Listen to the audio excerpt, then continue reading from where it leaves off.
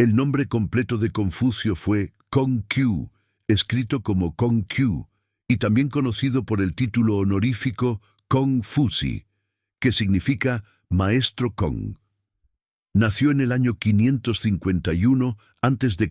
en la localidad de Qufu, dentro del estado de Lu, en la región que hoy corresponde a la provincia de Shandong, en China. Desde el primer día de su vida, su historia estuvo marcada por la mezcla entre nobleza caída y pobreza silenciosa. Su familia pertenecía a una antigua línea aristocrática, pero para el momento de su nacimiento ya habían perdido casi toda su influencia y vivían con recursos muy limitados. Su padre, Kong He, era un hombre mayor y respetado por sus habilidades militares, mientras que su madre, Yan Shengzai, era una mujer mucho más joven, conocida por su prudencia y su carácter fuerte. Confucio quedó huérfano de padre cuando era todavía un niño pequeño, lo que obligó a su madre a criarlo sola en un ambiente donde la disciplina, el trabajo y el sentido del honor eran esenciales. Esta etapa temprana lo marcó profundamente, pues creció viendo la diferencia entre el nombre noble que cargaba y la realidad humilde en la que vivían. Desde muy joven, Confucio mostró una fascinación inusual por los rituales, la organización social y las costumbres antiguas. Mientras otros niños se distraían con juegos o travesuras, él observaba cómo los adultos realizaban ceremonias religiosas, cómo hablaban entre ellos y cómo mantenían el orden dentro del pequeño mundo de la comunidad. Ese gusto por el orden y por entender la conducta humana fue la semilla de todas sus enseñanzas futuras. En su infancia, su madre lo educó con la idea de que la virtud no depende del lujo, sino de la conducta diaria. Por eso, aunque vivían con carencias, Confucio aprendió a valorar la modestia, la responsabilidad y la importancia de actuar correctamente, incluso cuando nadie está mirando. Esto es algo que sigue siendo útil hoy en día. En un mundo lleno de apariencias, su vida temprana nos enseña que la verdadera fortaleza no nace de los bienes materiales, sino de la forma en que enfrentamos lo que nos falta. Cuando Confucio tenía alrededor de 15 años, ya estaba decidido a dedicarse al estudio. Él mismo afirmaba que a esa edad su corazón se inclinó por el aprendizaje. Esto significaba que no quería simplemente memorizar textos antiguos, sino comprender cómo las acciones de una persona podían influir en la armonía de una familia, un pueblo o incluso un estado entero. Esta mentalidad es muy aplicable actualmente. Hoy, cuando alguien decide estudiar para mejorar su vida o para entender mejor su entorno, está siguiendo un camino similar al que inició Confucio. La búsqueda del crecimiento personal como herramienta para contribuir a un entorno más equilibrado. A pesar de su pobreza, Confucio logró acceder a diversas enseñanzas gracias a su esfuerzo personal y a su disposición a aprender de cualquiera que tuviera algo valioso que transmitir. No buscaba maestros famosos ni títulos grandiosos. Buscaba verdad, coherencia y ejemplos de vida. Esta actitud es especialmente inspiradora en el presente, porque nos recuerda que no hace falta tener privilegios para educarse, sino carácter para mantenerse en el camino del aprendizaje.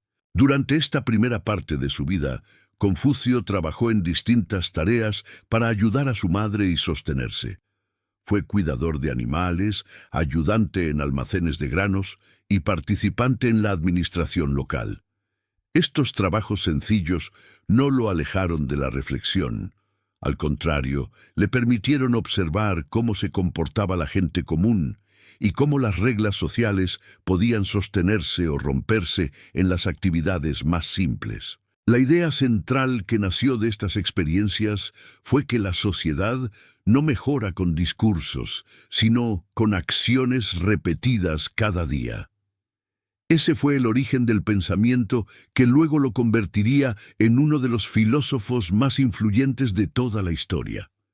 Su vida comenzó desde abajo, pero su propósito siempre estuvo puesto en entender cómo las personas podían vivir con rectitud, respeto mutuo y armonía. Después de haber orientado su vida hacia el aprendizaje desde la adolescencia, Confucio entró en su etapa de juventud con una determinación firme: comprender a fondo cómo debía comportarse un ser humano para vivir en armonía con los demás. Para ese momento, ya no solo observaba la conducta de su entorno, sino que comenzaba a reflexionar sobre ella con criterio propio. Analizaba la relación entre padres e hijos, entre gobernantes y pueblo, entre hermanos, amigos y vecinos.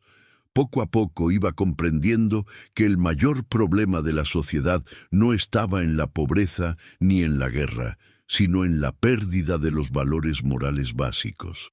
A los 19 años, contrajo matrimonio con una joven llamada Qiguan. Un año después, nació su hijo, a quien llamó Kongli, también conocido como Boyu. Convertirse en esposo y padre no fue para Confucio solo un paso personal, sino una experiencia profundamente formativa. Ahora no solo estudiaba la familia desde fuera, sino desde dentro. Comprendió en carne propia lo que significaba ser ejemplo, ejercer autoridad con justicia y educar con paciencia. Esta vivencia sería clave para una de sus ideas centrales: que el orden del mundo comienza en el orden del hogar. Hoy este principio sigue vigente. Cuando una familia vive con respeto, diálogo y responsabilidad, ese equilibrio se proyecta hacia la sociedad. Durante estos años, Confucio siguió trabajando en distintos cargos menores dentro de la administración del estado de Lu. Supervisó graneros, se encargó del ganado y participó en tareas organizativas. Aunque estos puestos eran modestos, él los asumía con absoluta seriedad. Para él no existían trabajos pequeños, solo personas que cumplían o no con su deber. Esta forma de pensar es plenamente actual. En un mundo donde muchos buscan reconocimiento rápido, Confucio nos recuerda que la verdadera dignidad está en hacer bien lo que nos corresponde, incluso cuando nadie aplaude. Con el paso del tiempo, su reputación como hombre íntegro comenzó a crecer. La gente notaba que no buscaba beneficio personal, que era justo en el trato y coherente entre lo que decía y lo que hacía. Fue entonces cuando empezó a atraer a jóvenes que deseaban aprender de él.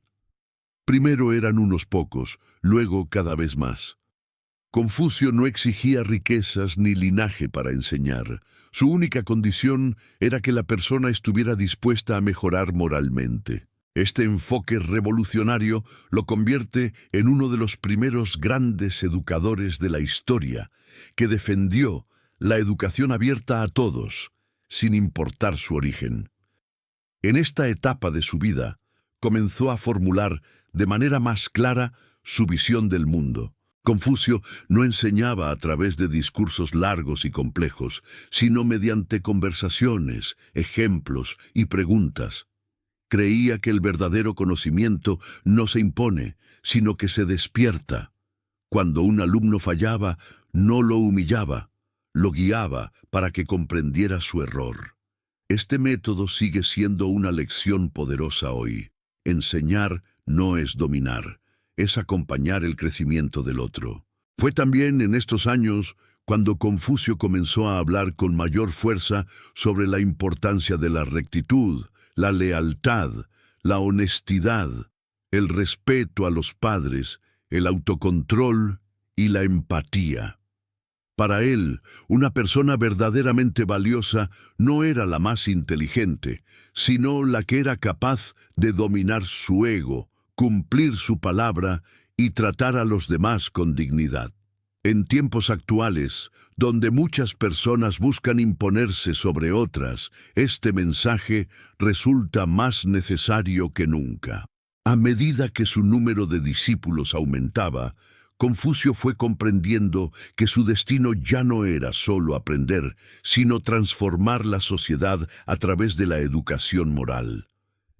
Ya no se veía únicamente como estudiante ni como funcionario, sino como un guía. Sin proclamarse sabio, estaba caminando hacia el papel que lo convertiría en una figura inmortal, el maestro que intentaría corregir el mundo no con la fuerza, sino con el ejemplo. Este fue el momento exacto en el que su vida dejó de ser solo una historia personal y comenzó a convertirse en una misión. Con el paso de los años, la fama de Confucio como hombre justo, disciplinado y sabio comenzó a trascender el círculo de sus estudiantes. Los gobernantes del estado de Lu empezaron a verlo no solo como un maestro, sino como una posible pieza clave para reorganizar una sociedad que se encontraba corrompida por la ambición, el abuso de poder y las disputas internas.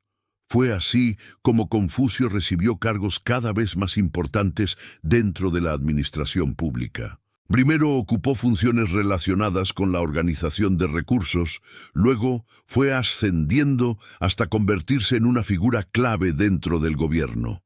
Finalmente, llegó a desempeñar un cargo que hoy podría compararse con el de ministro de Justicia.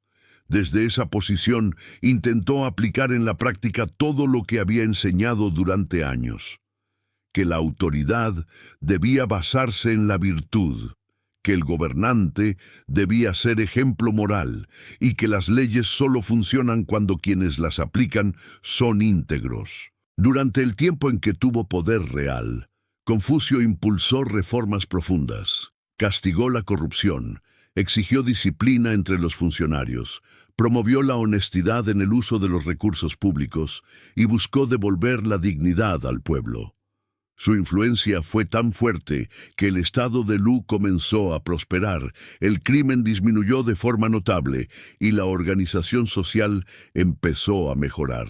La gente confiaba nuevamente en sus autoridades porque veía coherencia entre lo que se decía y lo que se hacía. Este momento de su vida demuestra algo muy actual. Cuando una persona con valores verdaderos llega a una posición de poder, el cambio es posible.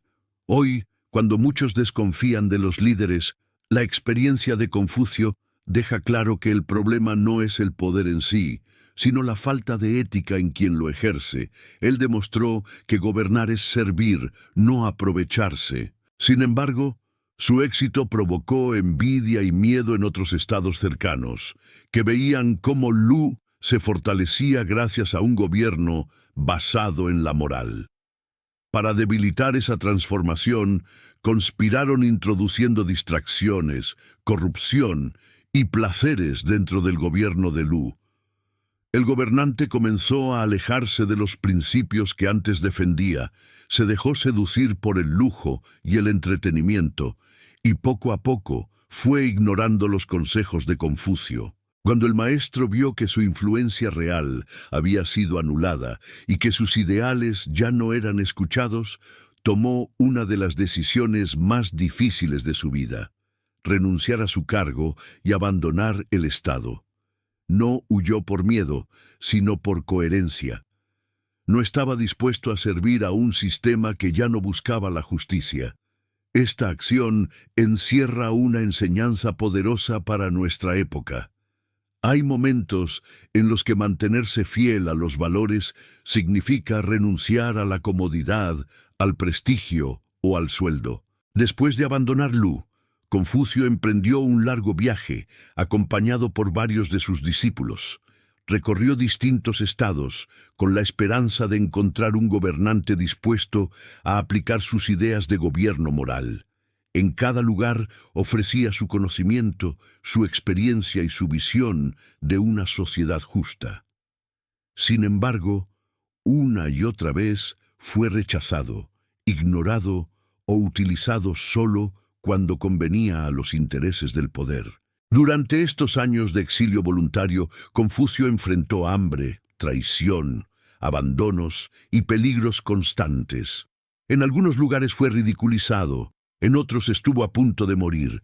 A pesar de todo, nunca renunció a sus principios, nunca rebajó su mensaje para agradar a los gobernantes. Mantuvo firme su convicción de que una sociedad sin virtud está destinada al caos, por más riqueza o ejército que tenga. Esta etapa de su vida refleja una verdad que sigue vigente hoy. Quien decide vivir con valores reales casi siempre tendrá que caminar contra la corriente. Confucio pudo haberse adaptado al juego del poder, ganar privilegios y vivir cómodo, pero eligió ser fiel a su conciencia. Ese es el tipo de integridad que sigue inspirando siglos después. Muchos de sus discípulos comenzaron a dudar. Algunos se cansaron del sufrimiento, otros se alejaron buscando una vida más segura. Confucio, ya envejeciendo, siguió firme. A pesar de las derrotas, nunca se consideró fracasado. Para él, el fracaso no era no lograr resultados externos, sino traicionar la verdad que llevaba dentro. En este punto de su vida, Confucio ya no era solo un maestro, era un símbolo de resistencia moral frente a un mundo que prefería la conveniencia antes que la virtud. Después de largos años de viajes, rechazos, peligros y decepciones, Confucio finalmente regresó al estado de Lu, ya siendo un hombre mayor. Había envejecido físicamente, pero su carácter se había fortalecido como nunca.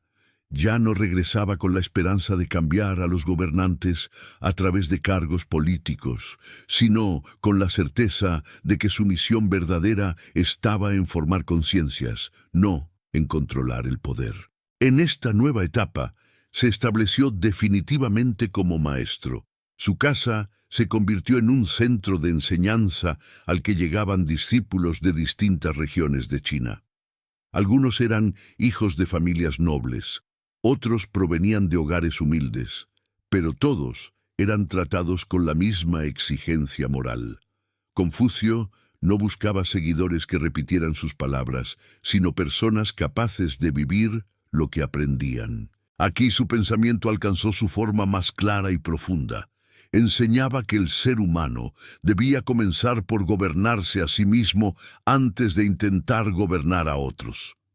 Para él, una persona que no controla sus impulsos, su orgullo o su ira, jamás podrá construir una familia equilibrada, y menos aún una sociedad justa. Esta idea es completamente actual. Hoy muchas personas quieren cambiar al mundo entero sin antes corregir su propia conducta, y ese error sigue provocando conflictos personales y sociales. Confucio insistía constantemente en la importancia del respeto como base de todas las relaciones. Respeto a los padres, respeto a los mayores, respeto al maestro, respeto a los amigos e incluso respeto a uno mismo. No se trataba de un respeto vacío o por miedo, sino de un reconocimiento profundo del valor del otro. En un mundo moderno donde abundan los insultos fáciles, la violencia verbal y la indiferencia, este principio resulta más urgente que nunca. También desarrolló la idea de que el verdadero poder no se ejerce a través del castigo, sino mediante el ejemplo. Decía que un gobernante virtuoso transforma a su pueblo sin necesidad de amenazas, porque la gente imita naturalmente lo que admira. Esto se puede aplicar hoy a cualquier ámbito, una empresa, una familia, una escuela o una comunidad. Cuando quien lidera vive con coherencia, los demás tienden a alinearse sin necesidad de imposiciones. Durante estos años, Confucio se dedicó intensamente a ordenar, enseñar y transmitir el conocimiento antiguo. Estudió y explicó los textos clásicos de la historia, la poesía, los rituales y la música. Para él, estas disciplinas no eran solo cultura, sino herramientas para formar el carácter humano. Creía que la música armoniza el corazón, que la poesía despierta la sensibilidad, que la historia enseña a no repetir errores y que los rituales ayudan a mantener el orden interior. En esta etapa comenzó a consolidarse lo que más tarde sería conocido como su doctrina moral, basada en principios como la benevolencia, la justicia, la fidelidad a la palabra, el autocontrol, la gratitud, la sinceridad y la responsabilidad. No hablaba de dioses lejanos ni de castigos después de la muerte. Su enfoque estaba completamente centrado en cómo vivir bien aquí y ahora. Uno de sus mensajes más poderosos nació en estos años, la llamada regla de oro, que enseña a no hacer a los demás lo que uno no estaría dispuesto a recibir. Este principio, tan simple como profundo, sigue siendo una brújula ética universal. Si hoy las personas aplicaran realmente esta idea en redes sociales, en el trabajo, en la política y en la vida cotidiana, gran parte de los conflictos desaparecerían. Con el paso del tiempo, ya anciano, Confucio comenzó a sentir el peso de las pérdidas. Varios de sus discípulos más queridos murieron. También perdió a su hijo. Estas experiencias lo llenaron de tristeza, pero no de amargura. Al contrario, su comprensión del dolor humano lo volvió aún más compasivo. Mostraba que un sabio no es alguien que no sufre, sino alguien que no se deja destruir por el sufrimiento. En esta etapa final de su enseñanza activa, Confucio ya no buscaba reconocimiento. Sabía que tal vez no vería el resultado de su obra en vida, pero tenía la certeza de que las semillas ya estaban sembradas. En los últimos años de su vida, Confucio ya era un hombre anciano, físicamente cansado, pero con una mente profundamente clara. Su energía ya no estaba puesta en viajar, ni en intentar convencer a gobernantes, sino en dialogar, reflexionar y afinar el pensamiento moral que había cultivado durante toda su existencia. Cada palabra suya comenzaba a tener un peso mayor, no por la autoridad de un cargo, sino por la coherencia de una vida entera. Sus discípulos más cercanos lo acompañaban diariamente. Ya no eran solo estudiantes, eran testigos vivos de un legado que estaba a punto de cerrarse en el plano físico, pero que apenas comenzaba en la historia. En esta etapa, Confucio hablaba menos de política y mucho más de la condición humana, del miedo, del deseo, del apego, del error, del arrepentimiento y del sentido real de la virtud. Comprendía algo que muchos solo entienden al final, que el verdadero juicio de una persona no lo dan los cargos que ocupó, ni los aplausos que recibió, sino la huella moral que deja en los demás. Por eso, en sus últimos años, se enfocó obsesivamente en pulir el carácter de sus discípulos. No le interesaba que fueran famosos, sino que fueran justos. Aunque siempre habló de la vida con serenidad, la muerte comenzó a rodearlo de forma cercana. Primero perdió a algunos de sus alumnos más fieles, luego el golpe más fuerte, la muerte de su hijo. Este hecho lo afectó profundamente. Lloró con sinceridad, mostró dolor, mostró fragilidad, nunca negó su lado humano. Esto es algo crucial de entender. Confucio jamás se presentó como un ser perfecto. Enseñó que incluso el sabio sufre, pierde y duda, pero no deja que el dolor se convierta en rencor o en destrucción interior. En esta etapa, expresó reflexiones muy íntimas sobre la vida. Enseñaba que el ser humano no debe obsesionarse con el futuro ni vivir atrapado en el pasado, sino actuar correctamente en el presente, porque es el único lugar donde realmente existe la virtud. Este mensaje hoy es más actual que nunca. En una época donde muchos viven angustiados por lo que vendrá o atormentados por lo que ya fue, Confucio nos recuerda que la única forma de vivir con dignidad es hacer lo correcto ahora. También habló con claridad sobre la muerte, sin misticismos ni promesas sobrenaturales. No se enfocó en lo que hay después, sino en lo que se deja antes. Para él, la inmortalidad no estaba en un cielo, sino en el ejemplo que permanece en la conducta de otros. Esta enseñanza es profundamente poderosa. Una persona no trasciende por cuánto vive, sino por cómo vive. Con el paso de los días, su cuerpo se debilitaba, pero su autoridad moral seguía intacta. Los jóvenes seguían buscándolo, los adultos aún lo escuchaban, y sus discípulos registraban cuidadosamente sus palabras. Sabían que estaban frente al cierre de una era. Cada conversación, cada consejo, cada corrección podía ser la última. En este periodo final, Confucio dejó claro que el ser humano no nace bueno ni malo, sino que se va construyendo con cada decisión. Nadie está condenado a ser injusto, pero nadie se vuelve virtuoso sin esfuerzo. La disciplina, el respeto, el dominio del ego y la responsabilidad no aparecen solos. Se cultivan día tras día. Esta idea sigue siendo un pilar para cualquier persona que hoy quiera mejorar su vida sin engaños ni soluciones rápidas. Ya muy debilitado, Confucio asumía con serenidad que su tiempo se estaba agotando. No mostraba miedo, pero sí una profunda tristeza por no haber logrado ver aplicado su ideal de sociedad justa. Aún así, nunca dijo que su vida había sido inútil. Con plena conciencia afirmó, en esencia, que había hecho todo lo que estuvo en sus manos. Y en ese punto exacto, cuando su cuerpo se acercaba al final, su legado estaba aún en silencio, listo para despertar después de su muerte. En el año 479 a.C., en el estado de Lu, el cuerpo de Confucio finalmente llegó a su límite. Tenía 72 años. Su salud era frágil, sus fuerzas se habían reducido casi por completo, pero su mente permanecía lúcida. Sus discípulos más cercanos lo rodeaban, conscientes de que estaban viviendo los últimos momentos del hombre que había transformado sus vidas para siempre. No hubo discursos grandiosos, ni gestos dramáticos. La muerte de Confucio fue tan serena como había sido su forma de vivir. Partió en silencio, sin haber visto realizado su sueño de una sociedad gobernada por la virtud, pero con la absoluta certeza de haber sembrado algo que ya no podría ser destruido. Tras su muerte, sus discípulos entraron en un profundo luto.